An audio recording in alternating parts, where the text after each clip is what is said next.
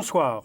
Si vous prenez une map monde, une carte de notre globe terrestre, vous constatez que les continents peuvent presque s'emboîter les uns les autres, comme les pièces d'un puzzle. L'exemple le plus net, c'est l'emboîtement possible entre l'Amérique du Sud et le continent africain. Alors, à l'aide de cartes en mouvement, je vais vous raconter l'histoire de notre globe terrestre.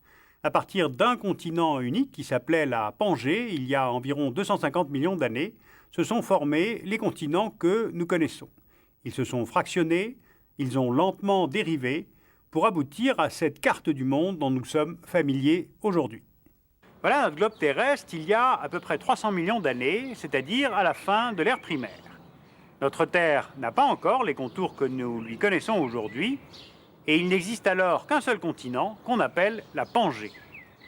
Cette masse continentale unique est entourée par un océan unique qu'on appelle Pantalassa et qui est sans doute l'ancêtre de l'océan Pacifique. Vous voyez ce continent unique, donc la Pangée, elle est séparée en deux par une sorte de golfe, une mer en eau peu profonde qu'on appelle la Tétis. Au nord de la Tétis, la Laurasie, au sud de la Tétis, le Gondwana. On voit assez bien que la Laurasie rassemble les futures Amérique du Nord et Eurasie, et que le Gondwana rassemble les futures Amérique du Sud, Afrique, Antarctique, Madagascar, Australie, péninsule arabique et l'Inde. Quittons l'ère primaire, puisque c'est au début de l'ère secondaire, donc vers 250 millions d'années, que l'on voit au nord lentement s'ouvrir la Tétis, qui va séparer la Laurasie du Gondwana.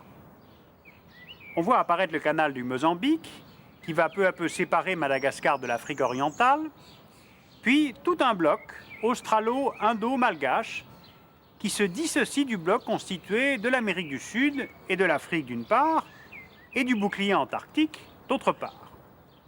Et c'est vers 140 millions d'années que le bloc australo-indo-malgache se sépare en trois éléments, donnant alors naissance à l'océan Indien.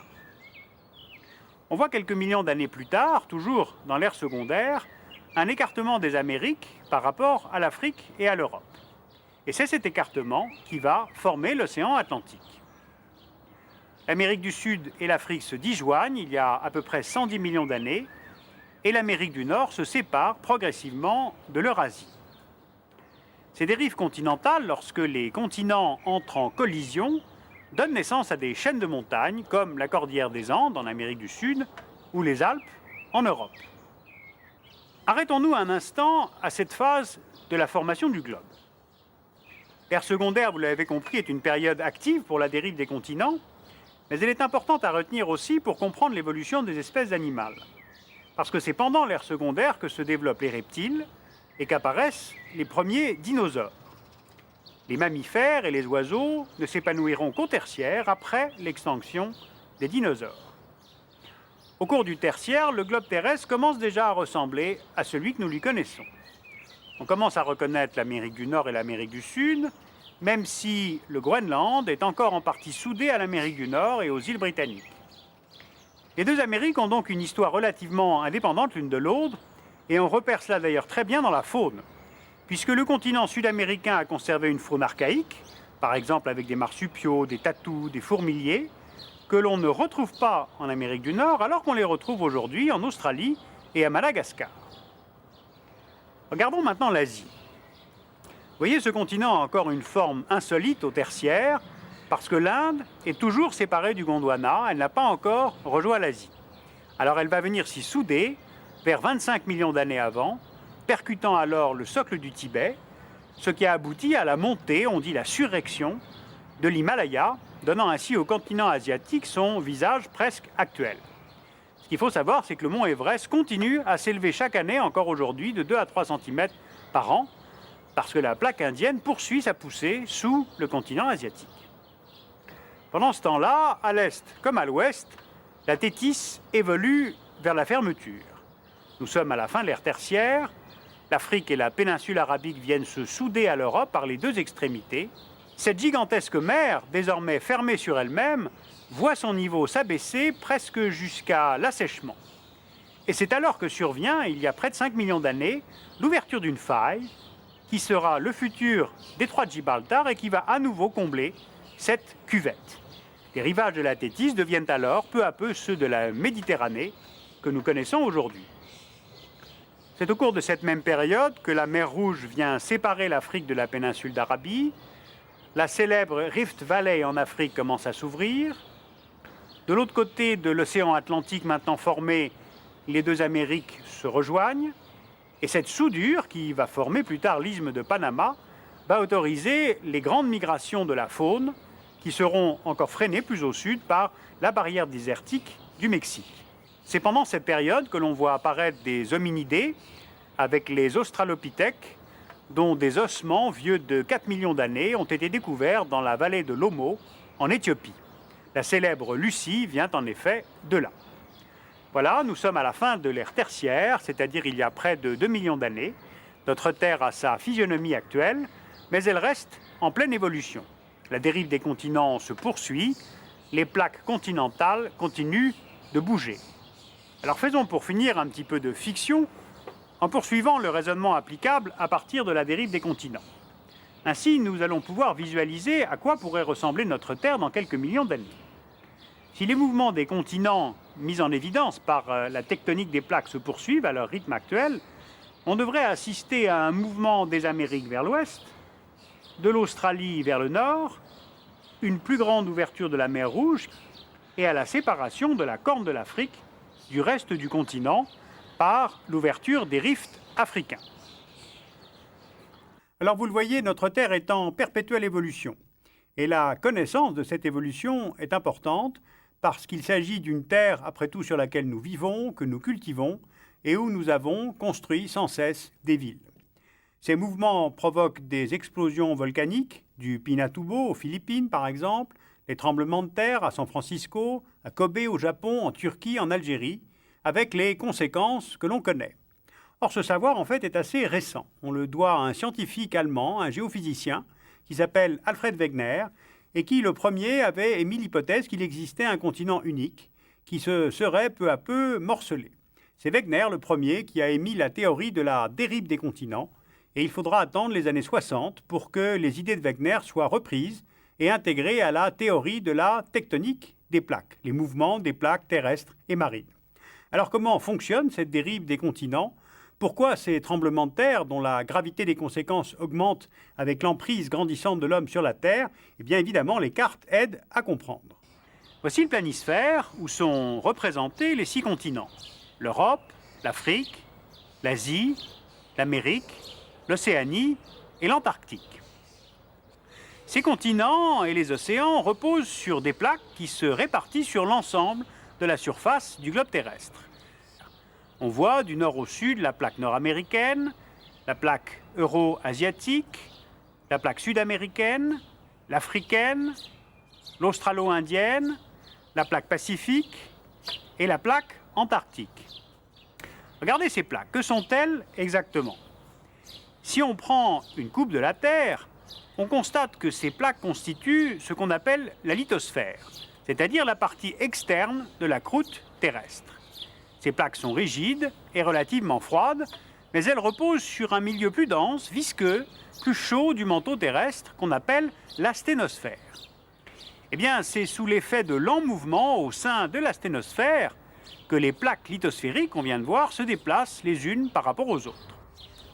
Il y a plusieurs types de déplacements entre les plaques. Vous voyez s'allumer sur la carte de grandes chaînes de montagnes sous-marines, culminant entre 2000 et 3000 mètres, et qui forment le point de rencontre entre deux plaques. On les appelle des dorsales médio-océaniques. Eh bien, c'est là, au cœur de ces dorsales sous-marines, que l'on observe le mieux le phénomène moteur de la théorie de la tectonique des plaques, c'est-à-dire l'expansion des fonds océaniques. Alors, de quoi s'agit-il exactement ? Regardons cette coupe. Vous voyez du magma venu du manteau terrestre qui remonte au milieu de la dorsale, il se refroidit et constitue alors une nouvelle croûte océanique. De part et d'autre de la dorsale, cette croûte océanique nouvellement formée se déplace en poussant les fonds les plus anciens et en écartant les plaques les unes des autres. Ce processus s'appelle accrétion et il explique le renouvellement de la croûte terrestre. C'est d'ailleurs de cette façon que s'est formé l'océan Atlantique. Cette expansion est d'ailleurs constante. Elle est évaluée à 3 ou 4 cm par an pour l'Atlantique Nord et à près de 10 cm par an pour l'océan Pacifique. Pourtant, cette création continue de croûte terrestre ne provoque pas d'augmentation du volume de la Terre. Le rayon de la Terre est constant.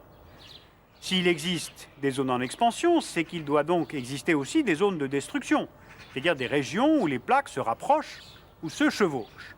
Alors justement, prenons un second exemple pour comprendre. Le point de contact entre les plaques pacifiques et sud-américaines va nous permettre de mieux comprendre. La rencontre, la convergence de ces deux plaques se traduit par le phénomène de subduction. C'est-à-dire que les deux plaques se chevauchent et que celle située en dessous plonge dans la sténosphère où elle se réchauffe, fond et se transforme elle-même en nouvelle asténosphère. Cette zone de contact est caractérisée par des séismes puissants de profondeur variable. Lorsque le contact se produit entre deux plaques océaniques, un arc insulaire volcanique apparaît sur la plaque chevauchante. C'est le cas par exemple sur l'arc des îles Mariannes dans le Pacifique. Mais si ce sont deux plaques continentales qui entrent en collision, le raccourcissement de la croûte terrestre forme une chaîne de montagnes. Vous voyez par exemple cette modélisation qui montre la formation de l'Himalaya lors de la collision entre l'Inde et l'Asie il y a 25 millions d'années.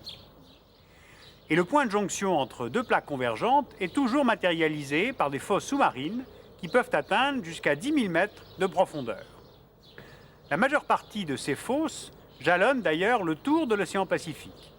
Il s'agit d'une véritable ceinture de feu, parsemée de volcans, qui englobe le Japon, les côtes sibériennes et court de l'Alaska jusqu'à la Patagonie.